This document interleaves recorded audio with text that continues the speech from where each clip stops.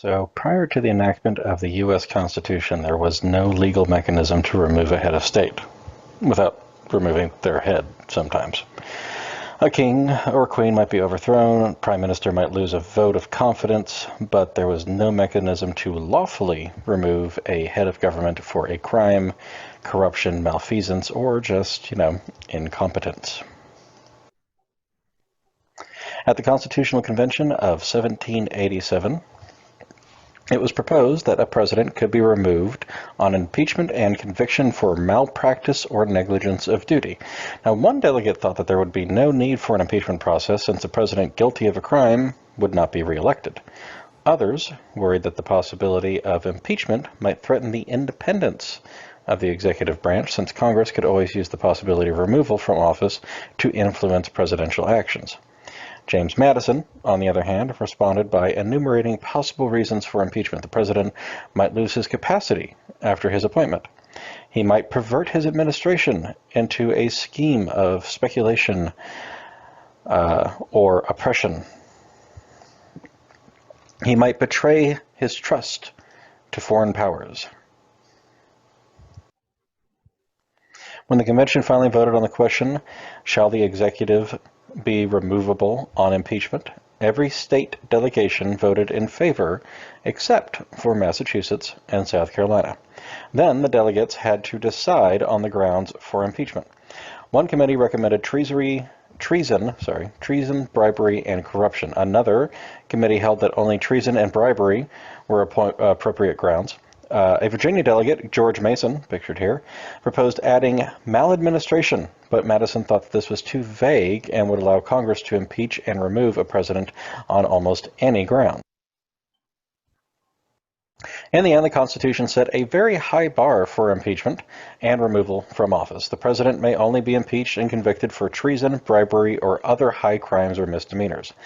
In addition, a majority of the House of Representatives had to vote, and 2/3 of the Senate had to vote to convict and remove. While the Constitution's intent is not wholly clear, it does seem apparent that there is reference to misdemeanors, does not refer to an offense like burglary or loitering, or the driving too fast that one president had gotten at one point. Nor does the constitutional provision actually apply to maladministration. Rather, as Madison put it, the provision was actually intended to defend the community against the incapacity, negligence, or perfidy of the chief magistrate. Impeachment, in short, requires proof of significant abuse of power or breach of the public trust. It was not to be used hastily or for partisan purposes. The framers of the Constitution were particularly concerned about damaging the separation of power. As a result, attempts to impeach and remove the president have been rare. 3 times the House of Representatives tried and failed to impeach John Tyler for abusing his veto power. President Andrew Johnson was impeached and ultimately acquitted by a single vote for violating the Tenure of Office Act, that is, disobeying a statute which the Supreme Court actually later declared unconstitutional. Of course, the real reason really was Johnson's opposition to congressional reconstruction, and we know that now today. Of course, they knew that at the time. In the 20th century, there were two serious attempts at presidential impeachment. Richard Nixon was accused of obstruction of justice, abuse of power, and contempt of Congress in the Watergate affair, and Bill Clinton was charged with perjury, lying under oath, about his relationship with White House intern Monica Lewinsky, and obstruction of justice by attempting to conceal the affair itself. In the Nixon case, a House committee approved the 3 articles of impeachment, but they never reached the floor of the first House because Nixon resigned. In Clinton's case, 45 Democrats and 5 Republicans voted not guilty on all charges.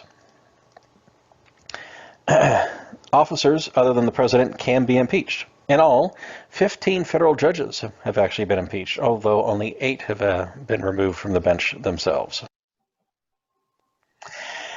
Sorry for the graininess of that picture there. So since the Eisenhower administration, presidents have claimed the power to withhold information on other branches of government in order to protect military, diplomatic, or national security secrets that could place the country at risk.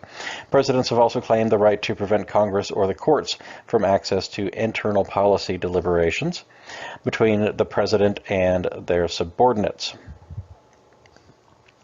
and other members of the executive branch. They're doing this based upon the grounds that it would inhibit the candor of such communications. As you see here, both the Republicans and the Democrats saying that they are against executive privilege. Executive privilege is not mentioned in the Constitution. Its scope and limits are unclear. Only rarely have the courts actually ruled on a president's right to withhold information.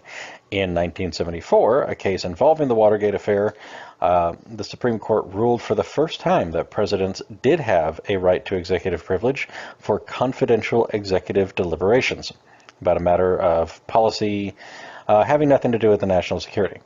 This privilege derives from the separation of powers, but it is not absolute. The court ordered the White House had to give tapes of the Oval Office conversations to prosecutors because an assertion of privilege must yield the demonstrated specific need for evidence in a pending criminal trial. That's the actual quote. In 1997, the United States Court of Appeals in the District of Columbia Circuit ruled that a president had to hand over materials pertinent to a grand jury investigation. Most matters involving the disclosure of military, diplomatic, and national security secrets with Congress have been resolved through negotiations rather than litigations. It is widely believed that were the courts to intervene, judges would have to balance the president's interest in privacy against Congress's need for information to perform its legislative and oversight responsibilities. And we are seeing that battle happen in Congress